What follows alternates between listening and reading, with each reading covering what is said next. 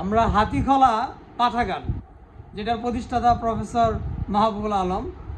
তো ওনার এই পাঠাগারে বসে আছি, সাথে আছেন ওনার ভাতিজা, যিনি সাইদ নামে পরিচিত। পুরো নামটি জানি কি আপনার?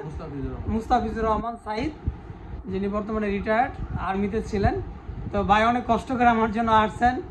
তো আমরা এই যে পাঠাগারটি দেখতেছি, চমৎকার একটি সমৃদ্ধ পাঠাগার।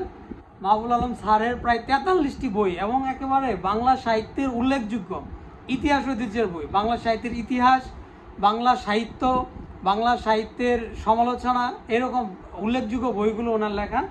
এবং এখনও যেগুলো রয়্যালিটি আসতেছে, এবং চতুর্দশ সংস্করণ উনি নিজে করে গেছেন, বর্তমানে পঞ্চদশ চলমান।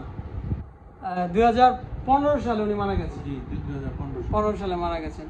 একটু এই পাঠাগার সম্পর্কে বলবেন, যে এই পাঠাগারে কারা আসেন, খোঁজখবর নেন। আমি যেটা জেনেছি যে এখানে এএসপি স্যার এসেছিলেন, উনি এসে দেখাশোনা করে গেছেন, বা এইটা সম্পর্কে আরো এস্টাবলিশ করার কারো কোনো চিন্তা ভাবনা আছে কিনা, ওনার ছেলে মেয়ে, এই সম্পর্কে একটু বলেন, বা আপনার ভালো লাগা মন্দ লাগা একটু বলতে পারেন। এখানে অনেক বই আছে, আমরা চিন্তা ভাবনা আছে যে এটা একটা দোতলা বিল্ডিং হিসেবে করার জন্য।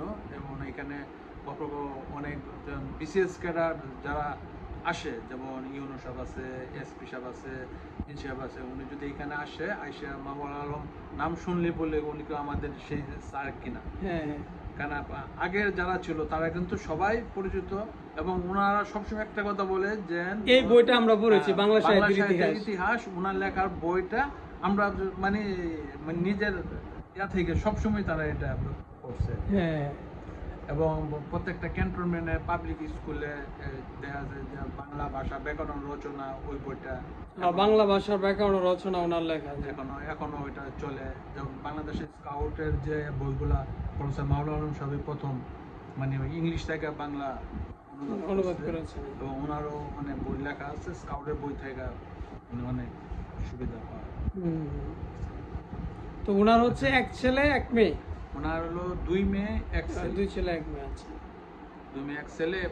বড় মেয়ে ঢাকায় থাকে, ওনার হাজবেন্ড ছিলেন কুমিল্লা মেডিকেল কলেজের প্রিন্সিপাল ছিলেন, গভর্নমেন্ট রিটায়ার্ড। হ্যাঁ, 1 ছেলে আর 1 মেয়ে, ওরা কানাডা ওখানে নাগরিকত্ব নিয়েছে, ওইখানে বসবাস করে। জি, অনেক ধন্যবাদ। আমরা মাহবুবুল আলম স্যারের সম্পর্কে জানলাম, ওনার ছেলে মেয়ের সম্পর্কে জানলাম, সবাই প্রতিষ্ঠিত।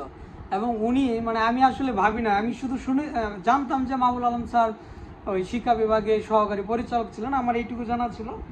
এবং হচ্ছে নাসিরাবাদ কলেজে, তিতুমির কলেজে উনি হচ্ছে শিক্ষক ছিলেন, প্রফেসর ছিলেন, এই পর্যন্ত আমার জানা।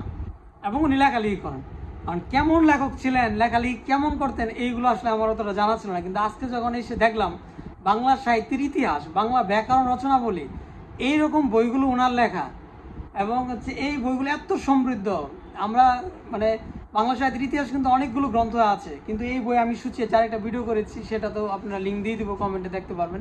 এত সমৃদ্ধ, মানে দেখার পর আমি আসলে অবাক হয়ে গেছি। 43টি বই, এবং একেবারে সেই প্রাচীন সময়ের বইগুলো, যেগুলো এখন বর্তমানে আসলে ইতিহাস ঐতিহ্যের হয়ে গেছে। কারণ এই বই নতুন করে আর কেউ লিখতে পারবে না, লিখলো এই বইয়ের মানে এই বইয়ের ধরেই নতুন করে লিখতে হবে। আসলে খুবই মানে অবাক হয়েছে, এবং এখন আমি গর্ব ফিল করছি যে আমাদের গফরগাঁও এরকম আসলে মানুষ ছিলেন। তো যারা দর্শক আছেন দেখবেন এবং আপনাদের মতামত জানাবেন যে আমাদের আসলে গফরগাঁও কত সমৃদ্ধ। আমরা গফরগাঁও অনেক রহস্য, অনেক নেগেটিভ ইস্যু সম্পর্কে জানি, কিন্তু আমাদের গফরগাঁও যে এত যেমন ওনারই ভাতিজা ফজলুল্লাহ সাহেব, ওনার বাগিনা, হ্যাঁ, বর্তমানে হচ্ছে যে মাইক্রো ক্রেডিটের উনি হচ্ছেন চেয়ারম্যান, যে ফজলুল্লাহ স্যার, ওনার হচ্ছে বাগিনা। আবার হচ্ছে ত্রিশাল কাজী নজরুল ইসলাম, ত্রিশাল যে কাজী নজরুল ইসলাম বিশ্ববিদ্যালয়, ওইটার হচ্ছে ভাইস চ্যান্সেলর ছিলেন ডক্টর শামসুর রহমান, তাই তো নাম ঠিক বলছিলেন? ডক্টর শামসুর রহমান, উনি হচ্ছে ওনার উনিও বাগিনা। তাহলে এই যে আমাদের এই হাতিখোলা কিন্তু ওনাদের জন্য অনেকটা সমৃদ্ধ, আর হাতিখোলা হচ্ছে গফরগাঁওয়ের একটি জায়গা, মানে গফরগাঁও সমৃদ্ধ।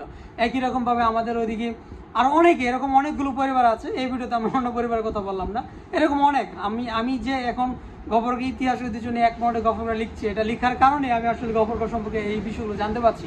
আগে শুধু নেগেটিভ ইস্যুগুলো মানুষের মুখে মুখে বিভিন্ন জায়গায় আসলে শোনা হয়ে যেত, কিন্তু এই যে এত এত সমৃদ্ধ ঘটনা আছে, এগুলো কিন্তু শোনা হতো না। তো যারা হচ্ছে গফরগাঁও সম্পর্কে নেগেটিভ ইস্যুগুলো জানেন, যারা গফরগাঁওকে ভুল জানতেন, তারা এই ভিডিওটি শেয়ার করবেন অন্যদেরকে জানানোর জন্য যে আমাদের গফরগাঁও কিন্তু যথেষ্ট সমৃদ্ধ, এবং এত এত বিখ্যাত ব্যক্তি এখানে ছিলেন। তো সবাই ভালো থাকুন, ধন্যবাদ। এবং হচ্ছে আপনার মতামত কমেন্টে জানাবেন, এবং আমি ওনার এই লাইব্রেরি সম্পর্কে যে ভিডিওটি আরেকটি করেছি ওনার বইগুলো নিয়ে, সেটা এখানে কমেন্টে দিয়ে দেবো। আল্লাহ হাফেজ।